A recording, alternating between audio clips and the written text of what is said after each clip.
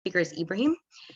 Ibrahim López-Hernández is a climate justice organizer with GreenRoots, working on extreme heat, sea level rise, and social vulnerability projects in Chelsea and East Boston.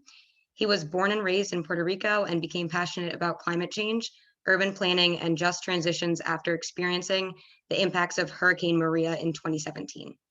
Ibrahim is currently completing his MS in urban planning and policy from Northeastern University, and he holds a BA in political science from the University of Puerto Rico. And then a little bit about his organization, GreenRoots. GreenRoots is a community-based organization dedicated to improving and enhancing the urban environment and public health in Chelsea and the surrounding communities. This is using collective action, unity, and education and youth leadership to enable positive change. So at this time, I'm going to turn it over. Ibrahim, you can share your screen and we'll get started. Sure. Thanks, Nikki. Let me see here real quick. Just while Ibrahim gets his slides up, I would like to just say, if you have questions, please feel free to submit them to Nikki or me directly, or send them in the chat box addressing everyone. This will be for the Q&A section later after the presentations. Great.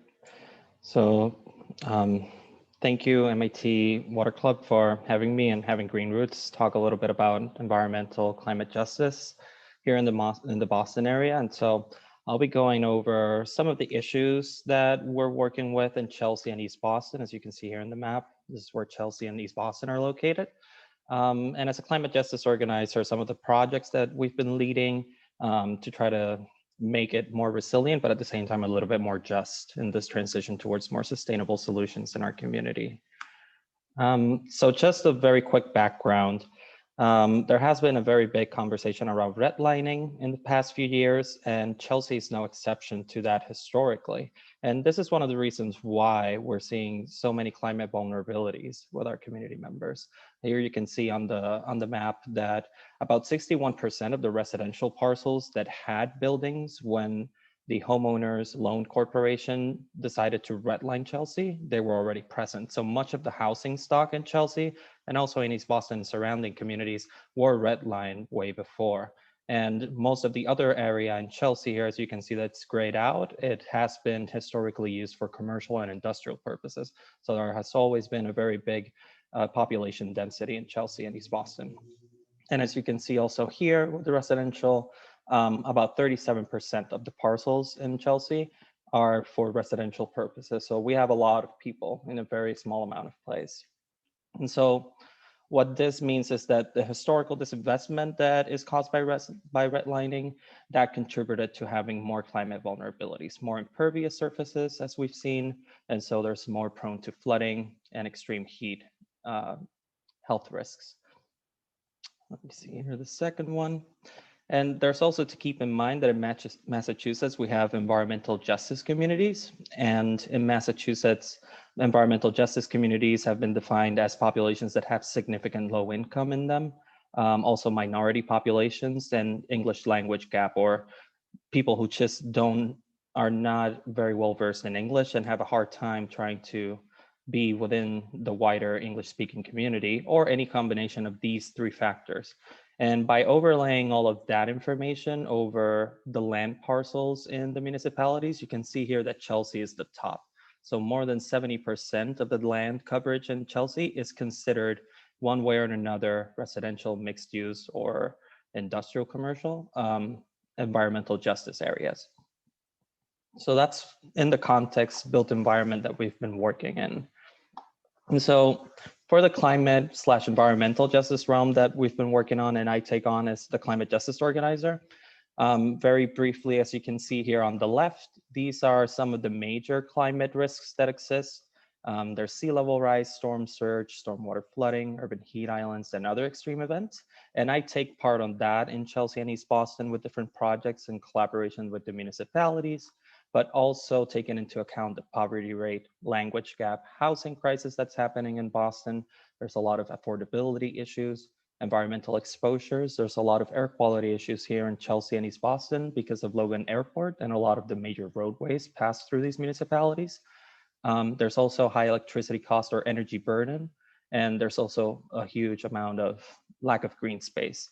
And when those two intersect, some of the climate justice work also centers around climate displacement, green gentrification, which we know that a lot of nature-based solutions are really at the forefront in trying to address climate change, but sometimes, and the discussion is trying to understand this a little bit better, sometimes greening it can actually lead to displacement. And that has to be taken into account when deciding what to do in our municipalities. And also worsened air and water quality and inequities in open space options, specifically for extreme heat. Let's see here. So some of the major climate risks, just to reiterate, here's a flooding map. This is for storm surge, and this is for Category 4 hurricane if it were to pass in the Boston area. Chelsea and East Boston would overwhelmingly be underwater in an event like that. So around 70% of the land area in the North Suffolk County, which is where Boston and these northern municipalities are, would be underwater if a Category 4 storm would pass by. Extreme heat exposure is highly likely. And as you can see on the map here, the land surface temperature, there are a lot of red spots. And also a lot of issues with stormwater is also due to the high concentration of impervious surfaces in our communities. And so what are we doing, or what's the work on the ground? I'm just going to go over 3 quick projects that we've been working with different partners to try to address these things in Chelsea and East Boston. And the first one I will talk to is about sea level rise, which is the Island End Park one. Before I switch the slide, I just want to show you a quick video that we made last year related to this project. It's just to kind of get everybody into the space with it. So I think Nikki has the video, and if she can play it, that'd be great.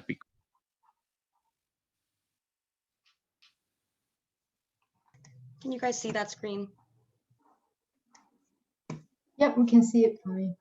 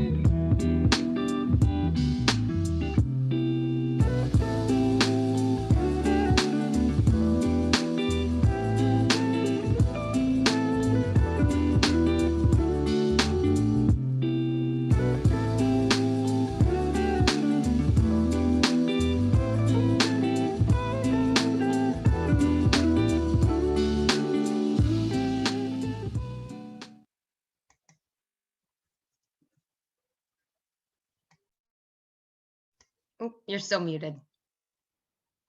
There we go. Thanks, Nikki. So yeah, that's a quick video around the first project that we've been working on, and it's sea level rise. I like taking my drone out and just kind of also have the creativity to help out the community and educate on that. So Island End Park, as you saw, is one of the major projects that we've been working and trying to get community involved.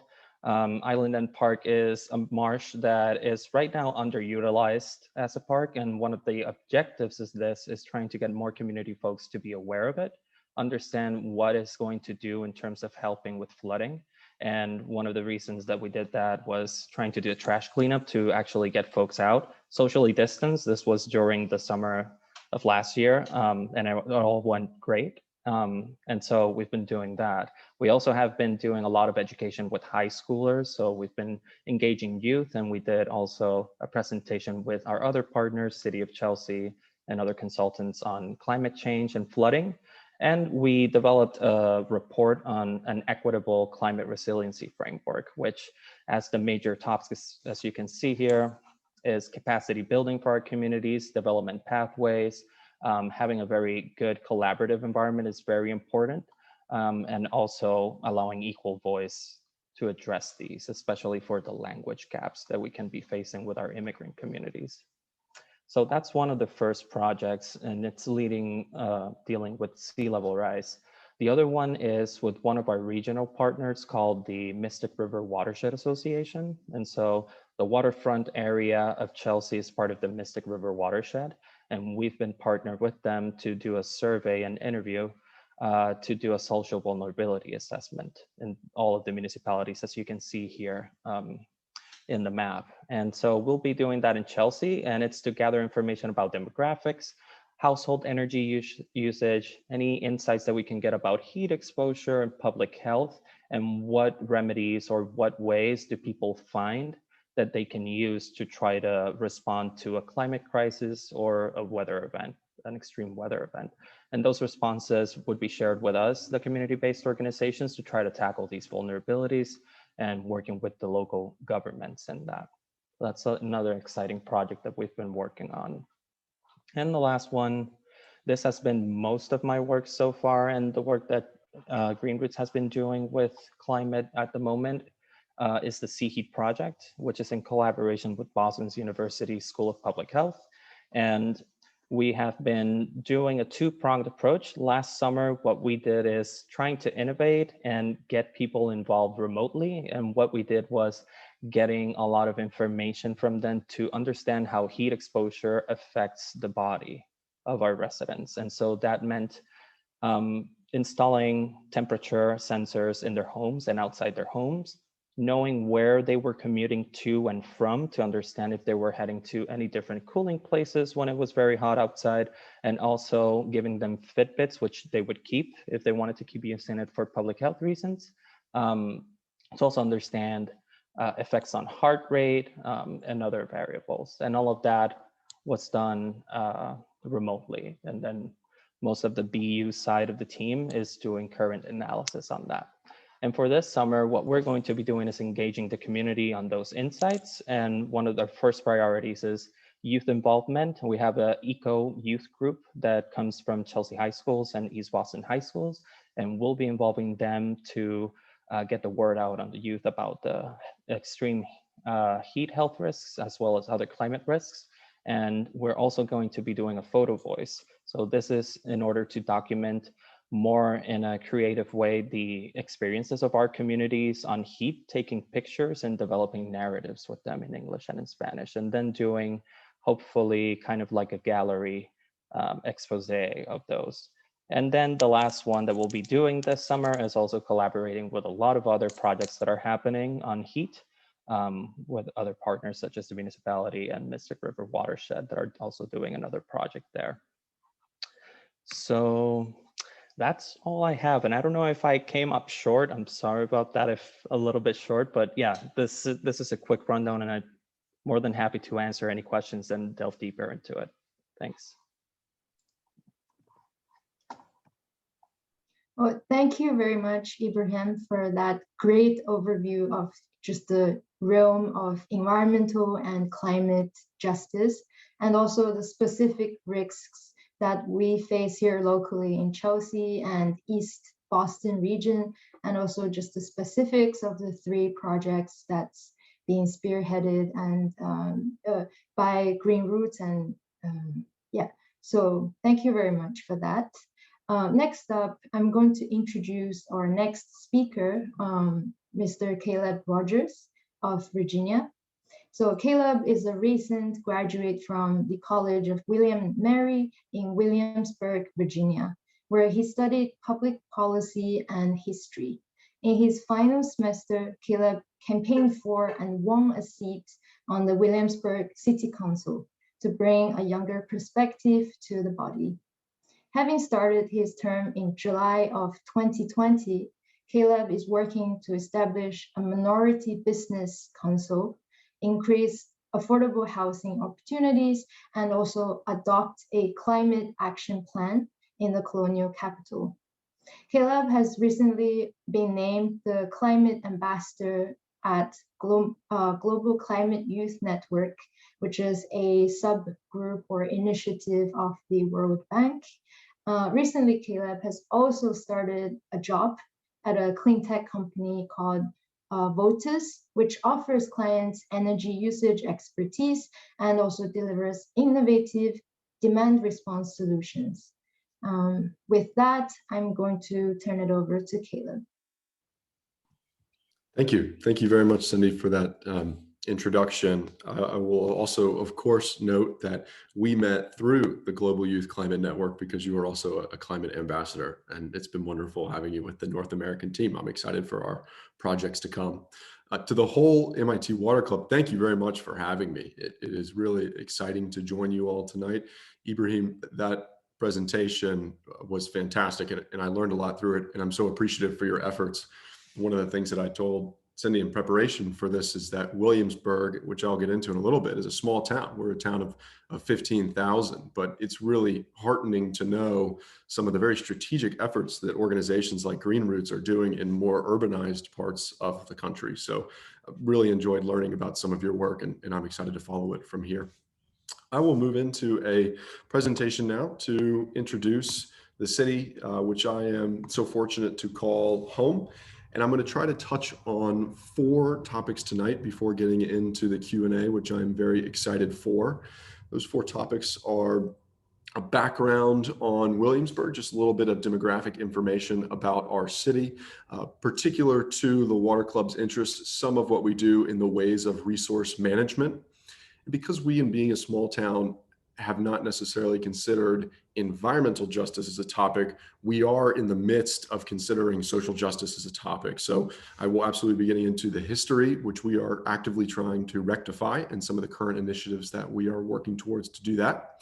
And then finally, how to engage with your locality. A lot of the recommendations you all will know from your homes and from the Cambridge area, but these were some of the ones that I tried to follow as a student at William & Mary, interested in government, but also one that didn't just want to learn from government by taking notes and learning in the classroom, but also wanted to get involved.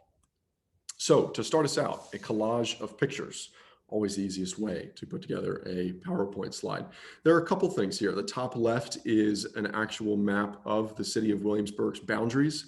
Folks say it looks like a number of things. I think my favorite representation is a turkey, but that is the city. There are about 15,000 residents within it. Of those 15,000, about 7,200 are made up of the undergraduate and graduate population of William & Mary. So it's a very interesting dynamic here where folks say we have almost a barbell population. If you're picturing a barbell, there's a lot of people in the 18 to 25-year-old range, not too many in the middle, and then a lot of really wonderful people who've decided to retire to Williamsburg. In the population, that's a bit of an overgeneralization, but it is bifurcated as such. Here we have colonial reenactors, colonial interpreters, excuse me, and then this is one of our premier streets, Dog Street, Duke of Gloucester, it stands for, which is the main stretch of road in the city. It's seen here in this drone photo, while this portion is actually the campus of William & Mary, and it is the recreated version of Virginia back in the early 1700s, recreated by John Rockefeller in the early 1900s. It's really what has put Williamsburg back on the map, I might say, from when we were the colonial capital of Virginia, then that moved to Richmond. But in the early 1900s, the Rockefeller Foundation came in and wanted to rebuild the colonial aesthetic in Williamsburg. Governing, we have a five-person council. All members are elected at large, so we do not have a Ward 1 or Ward 2 representative, but we are elected at large for the entire city. Because it's a smaller town too, and I'm curious if you all have the similar experience coming from wherever you may call home, we run from a nonpartisan basis. So I did not campaign as a Democrat or a Republican, but simply someone who wanted to serve on the city council. The city staff, really the folks who make the city run, are about a team of 200 strong. 200 full-time employees, that is. The largest departments, as you might guess, are police and fire departments, both with around 40, but then there are others which are relatively large, public works I will talk about in a moment. And finally, our style of governing, you could say, is a council manager form of government. So the 5-member city council delegates a large amount of authority to our city manager, who is really the CEO of the city, whereas we're the board of directors, and then he then delegates priorities to staff. So all of our communications with city staff go through Andrew Trivett, our city manager, and then Drew, as we call him, then delegates to his executive team with other department heads. The legislative cycle, and I'll get into some of our initiatives, particularly towards social justice a little closer to the end, is there are short-term and there are long-term ways that we look at legislating and having ideas in Williamsburg. On the short term, the city manager comes up regularly with task force. I was on one earlier today, actually, which is addressing affordable housing here in Williamsburg and using the Rehousing Boston formal document that came out of Mayor Walsh's campaign and his time as mayor, which is trying to look at what are the housing needs of Boston by 2030. We are taking that to be a very good guide in how Williamsburg needs to rehouse its own population. Obviously not comparable we are in population sizes, but interestingly, the ratio of students living in the community, residents living in the community, the number of senior citizens you have is relatively similar. So Boston's method has been incredibly helpful to us. And then in the long-term view, aside from task force, we go through a 2-year process called the GIO process, goals, initiatives, and outcomes, in which every 2 years, the city council and city staff, department heads get together to discuss what are some of the projects which worked out well over the last few years, and what are some of the ones that we really need to address in the years to come. This year was my first time in the GIO process, but also a very unique GIO process for Williamsburg, as we were trying to be a bit more progressive as a city. A lot of things that Cindy mentioned at the beginning, coming up with more ambition, more ambitious climate action plan was certainly heavy for us, as was after the horrific events in Minneapolis and a lot of the calls for social justice worldwide, Williamsburg reconciling with some of its lack of inclusivity in decades prior, which I can talk to a little bit in a bit. First, though, I do want to touch on resource management. This is the Water Club, of course. So our resources are handled mostly by the public works staff. They are dealing with everything from our water usage, animal controls, city green initiatives. They deal with the Cedar Grove Cemetery, and they do so all through the collection of data. So this is a really good pull from one of our public data sources in which any citizen can go on and look at, well, what is the water consumed in the city and what has it been in the last few years? So I particularly wanted to pull this picture for 2 reasons. One is to show that even though we're a small city and we don't have a lot in the ways of staff, Williamsburg is still trying to be very data oriented and also very transparent in showing the citizenry, here's our water consumption, but also here's our arrest record, here are the number of green initiatives we've undertaken. And second, just interestingly, you can see if there was a best fit line going through this data, it is decreasing. And I think that's more of a trend that we've seen as humans, as there's a greater topic of conservation of water as you're trying to use it.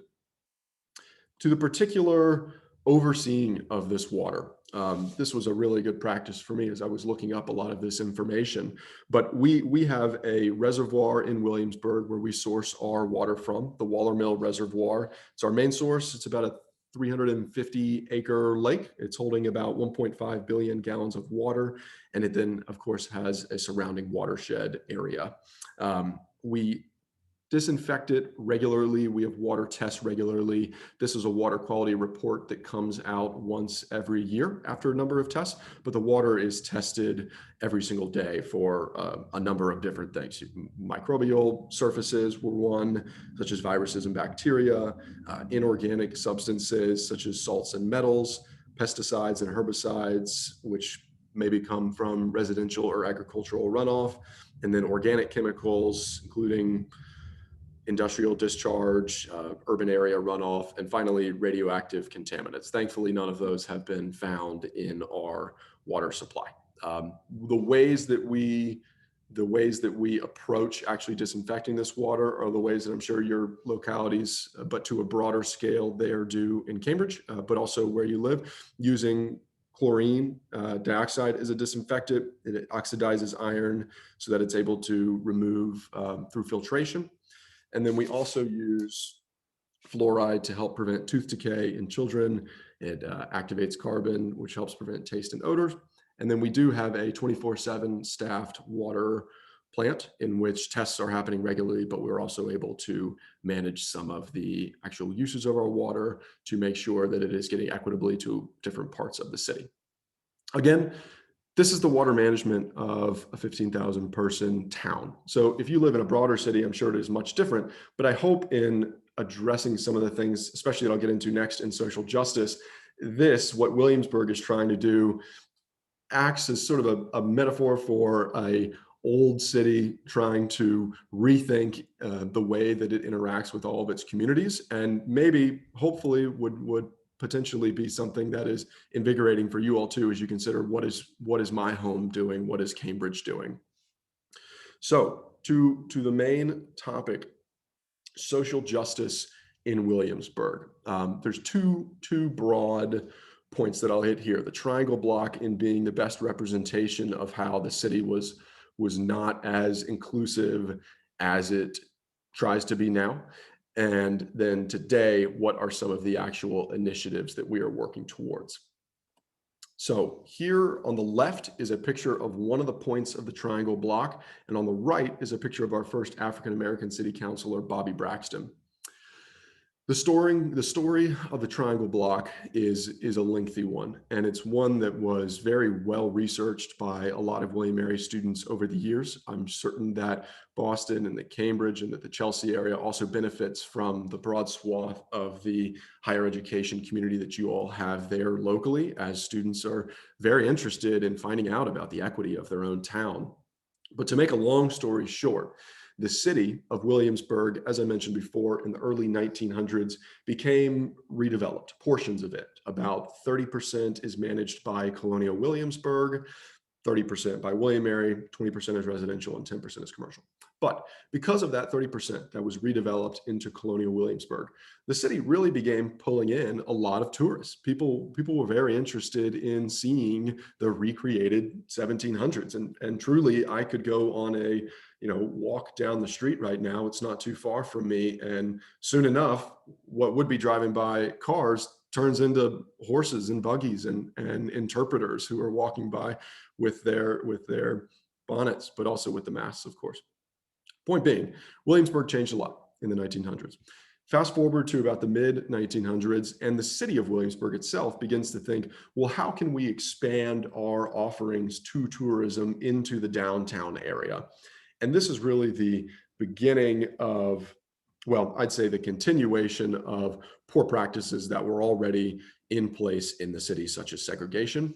But this is particularly when the city began its comprehensive plan, a process that goes through every 5 years. And when this area, the triangle block, in which you can see one corner of now, began a process that over the years would ultimately see its redevelopment, which pushed out a lot of what were then a bustling location of Black-owned businesses and homes. What happened was, over time, a lot of these business owners and homeowners were requesting from the city assistance to repair cracked streets, to repair other things that they may need to actually have a good and livable area.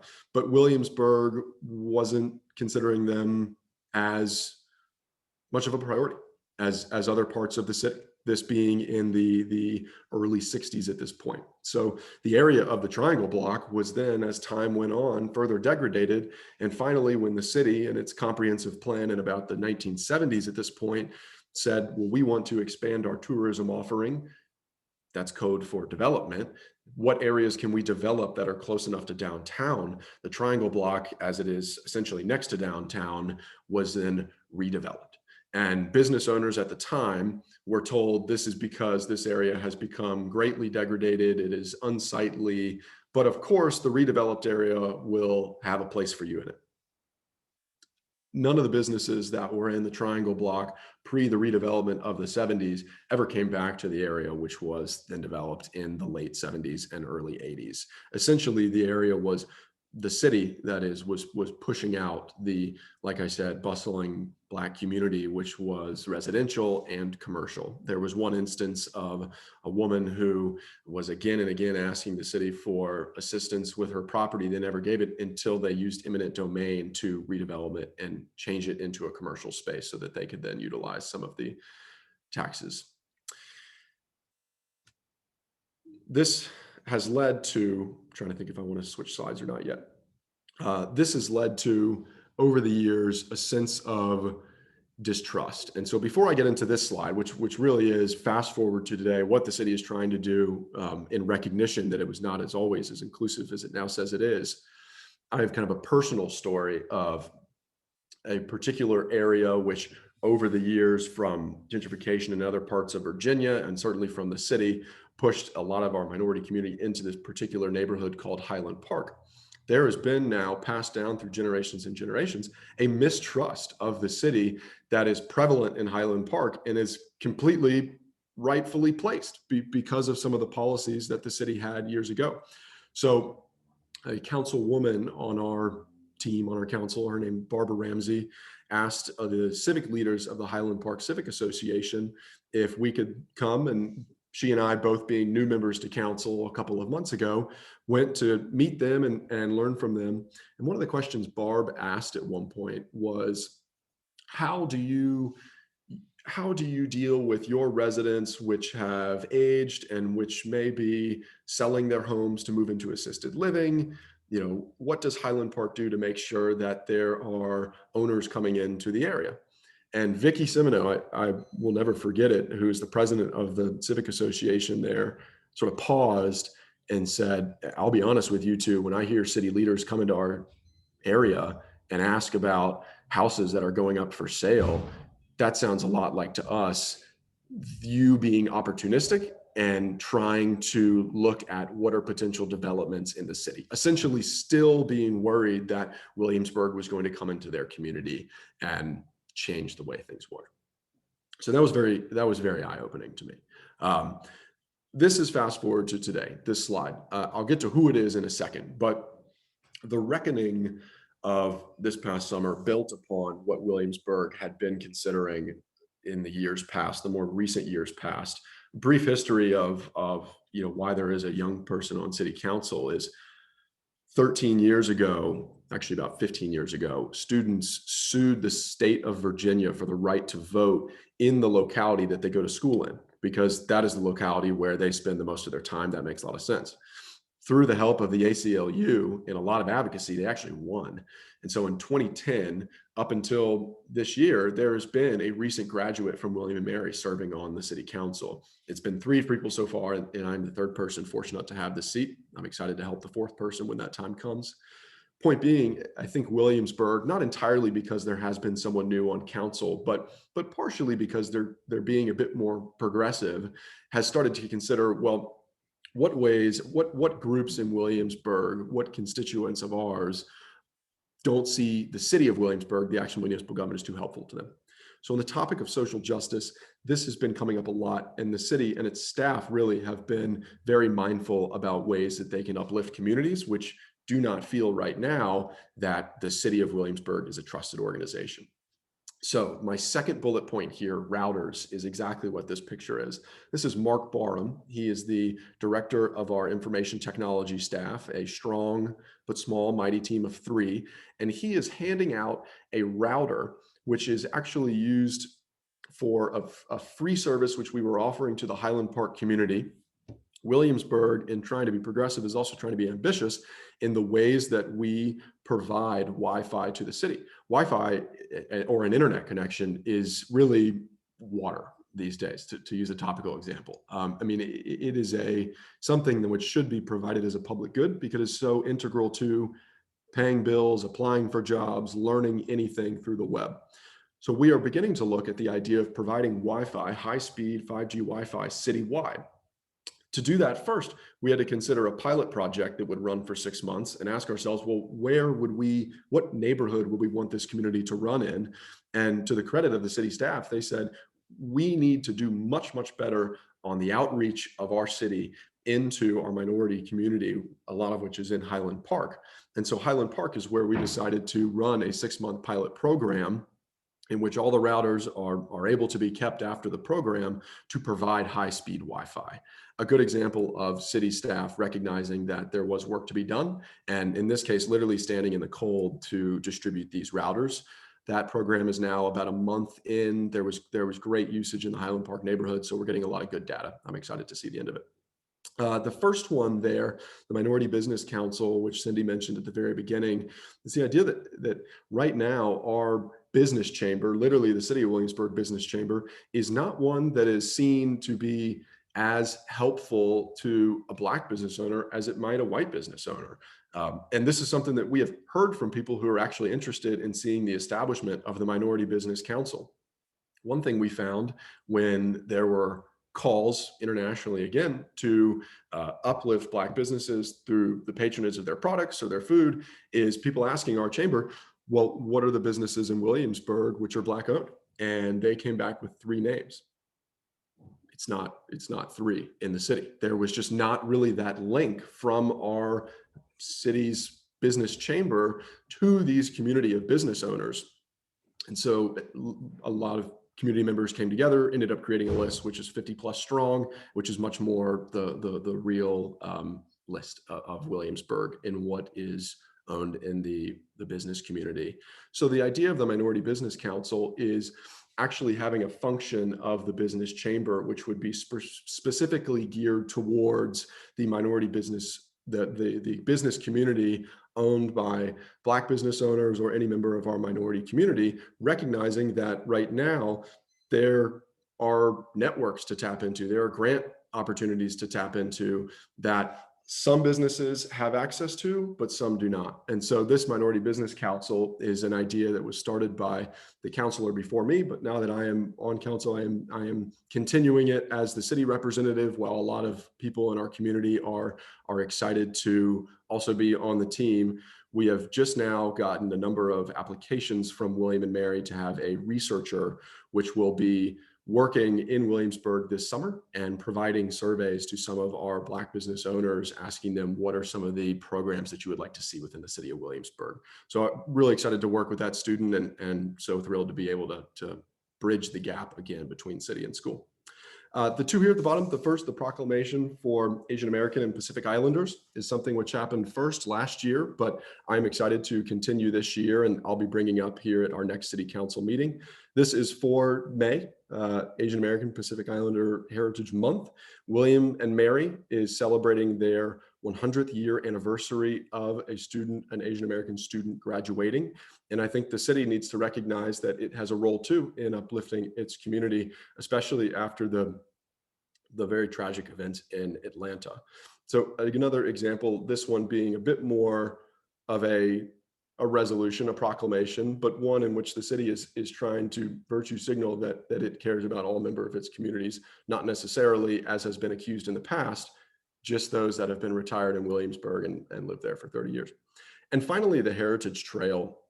This I'm very excited for as well, is the idea of, since our founding, Williamsburg's 1699, when we became Williamsburg, there have been a lot of communities that have made us what we are. But really, the history of the city is celebrated only as, down the street from me where I am now, just that which is colonial, and not much else is talked about from there. Whereas there is some very fascinating history locally of the Black community hosting Martin Luther King in 1962 when he came in a civil rights movement, having the chapter headquarters of the Hampton Roads NAACP right down the road from us. There are a number of places in the city which can be highlighted in this Heritage Trail. So the Heritage Trail is an idea of a literal trail running through our downtown area, which would almost be like a self-guided tour in which you would go to the point place and, likely through an app on your phone, some kind of public information system, be able to traverse our downtown area, which certainly helps. It would encourage tourists to come here. It would be for residents as well, but helps us celebrate different sides of our city's history, whereas we have not always done that in the past. So those are 4 examples. There are some more I could highlight. I don't want to take too much of my time, but I hope these have served as a way to show a small government's hope and wish that where we say our values are inclusivity, when we say our values are a beautiful natural vista, we are trying to get there, but there is a recognition that in the past, we have not always been that way. And so there is especially a need to get there quickly. And I'm glad to be a part of the team that is trying so hard to now. Final slide is ideas for involvement. And these are the classic ones, but ones that are classic because of how important they are. So the first, I'd say know and keep track of your elected officials, those being in Cambridge, your local council, but also your state assembly members and your elected officials at your home too. You know, it doesn't just have to be those folks where you vote that you need to keep track of, but it also should be those that are in positions of power in other areas that are important to you. Second, volunteering with local nonprofits, of course, an important thing to do here. I've really enjoyed working with one of our full service homeless shelters in Williamsburg, and it has, while certainly being important to give back to the community, it'll also really open your eyes in different areas of the city or of the town or of Boston there that you may not have been privy to ahead of time, and it'll expose you to ideas, and it'll expose you to inequities, and hopefully ideas will come from that, which you can then work to try to change. And you can work to try to change those in these last three. You can work voting, of course, and mobilizing your communities to vote. That's registering to vote. That's driving people to the polls. That's signing ballots of someone who's trying to get on the race.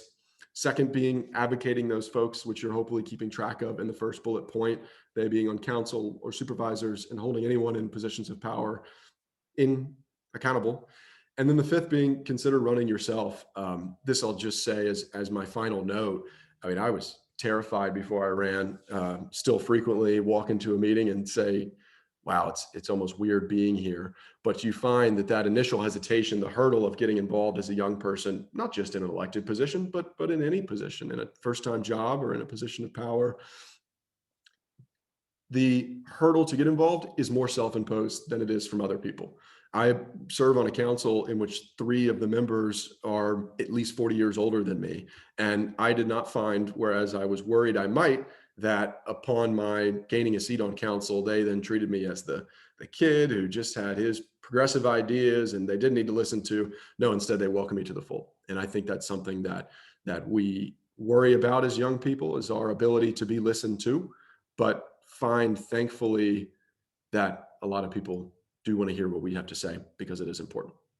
So with that, I'm all finished jabbering, and I'm excited for a Q&A session. And again, I thank you all so much for welcoming me here and listening tonight. Thank you, Caleb. Thank you very much, especially for that very encouraging message for the young people at the end. And thank you for the overview of very interesting history of Williamsburg and on social justice, and for giving us a glimpse into the inner workings of city councils and the steps it takes to achieve inclusion, and also perspectives as an elected official on taking actions and being involved in influencing local policy. So we do have a number of questions to cover for Q&A. So let's get to it then. The first one, because both of you come from very different backgrounds, could you comment a little bit on how can cross-sector collaboration, such as between governments, be it municipal, state, or at the national level, and organizations like GreenRoots,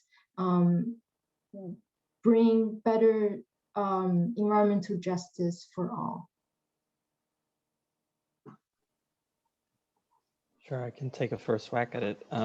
So from our perspective as a community-based organization, cross-sector collaboration is key to be able to achieve the projects and the ambitious goal of having a more equitable urban environment in our communities.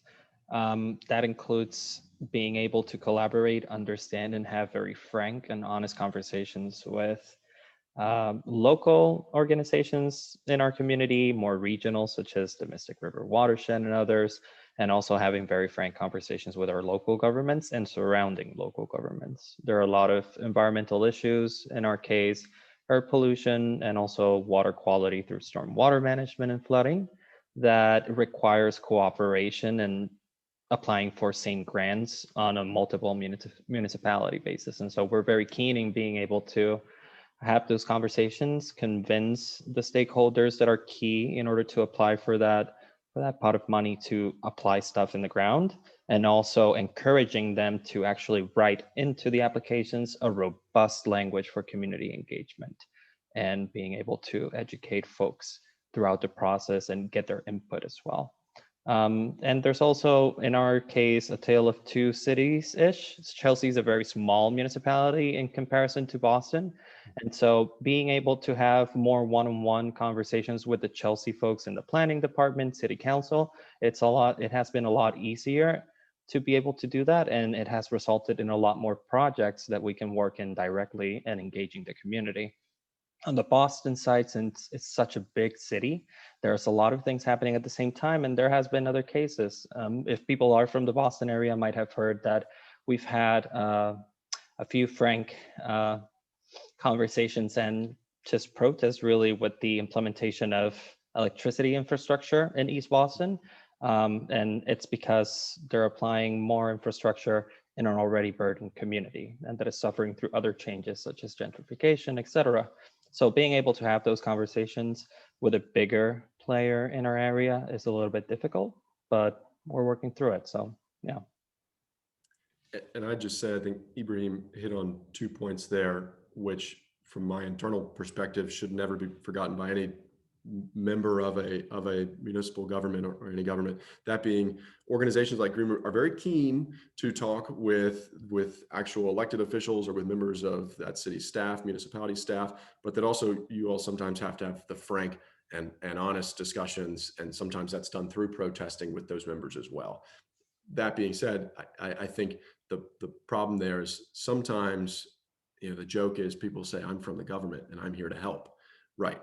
But can you actually achieve that help without listening to groups like GreenRoots, or here in Williamsburg, the affordable housing study we're doing, House of Mercy being the full service homeless shelter? Can you achieve that help without listening to groups that are closer to the ground than the actual government is?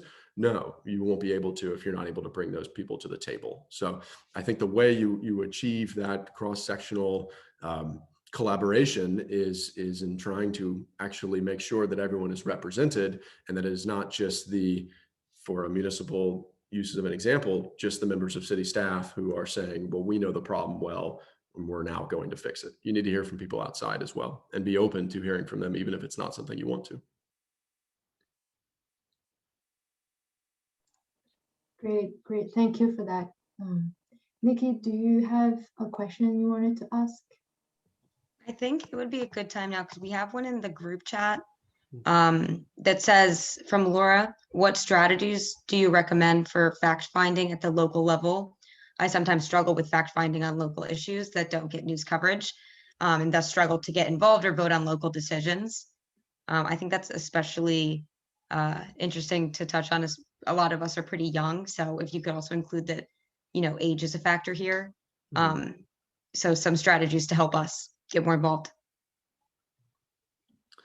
Yeah, so I would say a couple of things. I mean, the ways that students have gotten involved here at William & Mary, if they're interested in doing a research topic, or if they're trying to do something from an advocacy standpoint, is try to tap into the breadth of local research that we have through our library, SWIM, which has a lot of historical data about Williamsburg. And I'm sure comparably that is the same in a place like Cambridge or Boston, in which there are resources of a lot of local data if you were looking to fact find. Probably a better way to answer that, though, would be, if you want to know what's happening on the ground for an issue of a vote, if it had to do with a neighborhood here, I'd talk to someone who's the president of their homeowners association. If it's housing, I'd talk to the leader of one of our homeless shelters here in Williamsburg. I mean, if it's economic development, then I'd talk to the leader of the business chamber. So point being, as you try to learn about an issue and grapple with it yourself, make sure that you're talking to the people who are dealing with it every day. And then I think you'd get a better understanding from it. Totally agree with Caleb's comments, and from our perspective, we've also had a lot of universities have been able to collaborate with us in a lot of projects. So I think that if you do have academic institutions around you, you should definitely reach out. There's repositories of information there that should definitely be taken advantage of. So that's the only thing to add from my end. And we have a second question in the chat that we can move to, which is how can college students get involved in local environmental justice projects, since we are often seen as outsiders and not local to the community? And I think it'll probably be best to start with Caleb for this one, since you mentioned, the student involvement down in Williamsburg. Yeah, so that's a great question. It's one of the things that I was trying to impart on hesitant residents when I was campaigning. Students can sometimes only be seen as those people that are being loud on Friday and Saturday nights in your neighborhoods. Not true. Students are a driving force of community service here in Williamsburg. When you ask for ways to get involved, I mean, I think it's as simple as just reaching out. Find an organization that you're interested in and get in touch with them and say, look, I would like to help. The one thing I'd be mindful of is if you or if a group of friends are coming into an organization, just start as their volunteer first. Don't ask if you want a leadership position. They've been doing work for a number of years, whatever organization it may be. So let them run the way they run and just show them that you are there to assist their efforts and willing to do work that they can give to you. And I think you would be welcomed into the fold faster than you realize. Yeah, and just to add, in relation to that, a lot of university students, we have a lot of universities here in the Boston area, and so we have been just bombarded with a lot of presentations, interviews, and also doing on-the-ground work. And one of the things that we found, just reflecting back, is that one of the best practices per se from a community-based organization standpoint would be, before you have a project in mind, please speak to the community-based organization. And if you can, in that meeting, if you're doing a thesis or whatever, bring your advisor with you or whoever manages the budget, because compensation for participants, especially in an EJ community, is pretty important. And we really take very seriously that compensation is just when data is being leveraged, when it's being taken for public use and for the betterment of others, but it is time invested from community folks that are not necessarily well off than other suburbs around in the area. That was very informative. And I just saw another really interesting question that I also want to ask very much. And that is, so this is perhaps more directly related to Ibrahim. So how does an organization like GreenRoots seek partnership when it comes to executing projects like the ones you mentioned in your presentation? How does that whole partnership process come about? So more recently, we have been a little bit more there in the open, and a lot more folks and institutions have heard from us. But the initial way that this ball started rolling was grassroots organizing and a lot of personal links. Two of our actual board members are academics, and so we've leveraged those relationships. One of them is from BU, School of Public Health, and that's how we got into the C-Heat project. So it's been mostly through personal links. A lot of our leadership has been rooted and has lived forever in Chelsea, more recently added into the region. So it's been like that, but thankfully the ball has rolled, and now it's a lot more easier to reach out or being reached back to by other players and other stakeholders.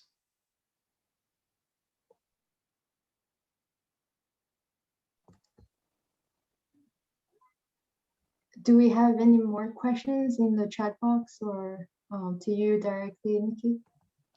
I have all of the ones I've asked, all the ones I got. I mean, we have quite a few other questions that Cindy and I have prepared, but we're actually out of time. So this might be a good stopping point. Right, I see we're almost at the top of the hour. So yes, maybe this is a good time to close out. But before we do that, we'd just like to thank both speakers again for this very informative and insightful conversation. And thank you everyone for attending as always. And I just wanted to remind everybody there is another environmental justice workshop, part 2, coming up next Tuesday on the 30th of March at the same time. And at the time, we will have an environmental lawyer who works at one of the biggest environmental law firms headquartered in DC, and also a federal policy officer for WE Act. So stay tuned for that. And thank you everyone again for today's workshop. Thank you so much, everyone. Have a Thank good you. night. Thank you. Thank you. Thanks, guys. Have a good night. Thank you. Good night.